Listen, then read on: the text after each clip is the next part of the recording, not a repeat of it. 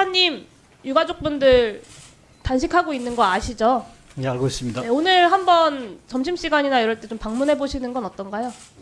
한번 생각해 보겠습니다. 생각해 보시겠다고요? 이런 법안이 오늘 행안위에 중요하게 상정이 됐는데 관련돼서 유가족분들의 입장을 좀 들어보셔야 되지 않겠습니까? 네, 한번 검토해 보겠습니다. 윤석열 정부는 행정안전부는 이태원 참사 특별법 제정에 반대하십니까? 예, 기본적으로는 특별법 제정의 필요성이 크지 않다고 그렇게 생각을 하고 있습니다. 반대하신다고요? 네. 정말 이해가 안 됩니다.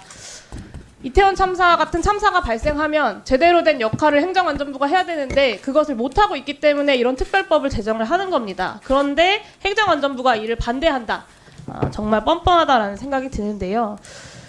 이 여러 가지 국회에 반박한 내용을 제가 이제 말씀을 다 드리고 싶지만 소위 심사 때 자세히 이야기하는 걸로 하고 이미 수차례 국회에서 국정조사와 행안위 회의를 통해서 반박된 내용들을 검토 의견으로 다시 반복하고 있는 이유를 사실 제가 잘 모르겠습니다. 그 여러 가지 중에 황당한 부분만 좀 말씀을 드릴게요. 특별법 조항에 따른 위원회 설치가 기능 중복이고 비효율이라서 반대한다. 행안부 입장 맞죠? 네, 맞습니다. 네. 이태원 참사의 가장 큰 책임을 느껴야 할 윤석열 정부가 이 이태원 참사 수습 과정을 어떤 행정기관위원회에 정리하는 작업쯤으로 치부하는 것도 굉장히 황당한데 이 행안부의 인식과 논리가 너무 후안무치하다라는 생각이 듭니다. 이태원 참사 추모 사업 관련돼서 행안부에서 준비하고 계신 게 있습니까? 지속적으로 피해자 지원단을 통해서 유가족과 지금 협의를 하고 있습니다. 앞으로 할 계획이 있으시다고요? 유가족에서 구체적인 내용을 가지고 협의를 요구해오면 저희들은 당연히 협의할 지금까지 의지가 있습니다. 230일이 넘었습니다. 그런데 아직까지 계획조차 없다는 것은 행안부가 그것을 수행할 의지가 있는지를 의심할 수밖에 없고요. 중대본 같은 경우 작년 12월 2일 기준으로 가동을 중단했습니다. 피해자 지원단 같은 경우 3월에 출범했는데 추가적인 지원 소요는 파악하고 계십니까? 중대본 같은 경우는 지금 이태원 피해자 참사 지원단 후속 말씀드리는 관련해서는 겁니다. 중대본이 지금 피해자 가동할 필요가 없고요. 지원단이 추가적인 필요 요소를 수요 요소를 파악하고 계시냐고 여쭙습니다. 구체적으로 그 추모 사업에 관련돼서는 요구하지는 않은 걸로 그렇게 알고 있습니다. 요구하지 않았다고요, 이태원 참사 유가족들이? 초기에 그렇게 책임지실 수 하지만 있습니까, 그 지금은 서울시하고 관계기관하고 협의를 하는데 최근에는 그거에 대해서 구체적으로 요구하지 않고 다른 특별법 제정의 선행 조건 이런 걸 가지고 계속 정말 얘기하는 큰일 걸로 날 알고 있습니다. 말씀을 하십니다.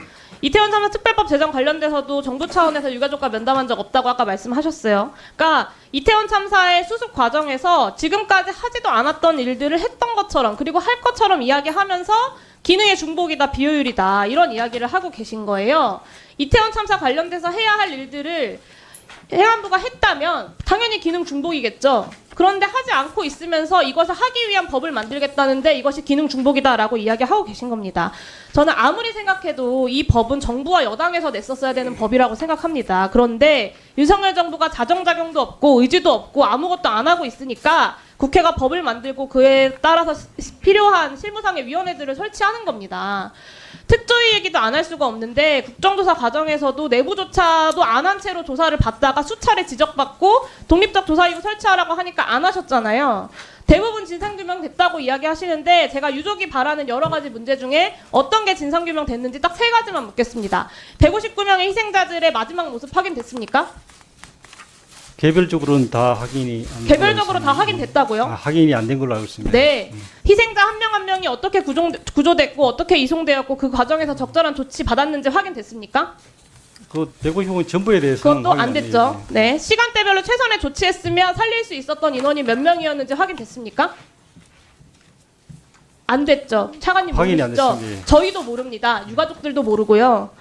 정부에서 조사를 안 하니까요. 이거 확인하셔야 되지 않겠습니까? 윤석열 정부에서 지금까지 냈던 유일한 내부 조사인 긴급구조 대응활동 평가에서도 사실상 이 내용이 누락이 됐습니다.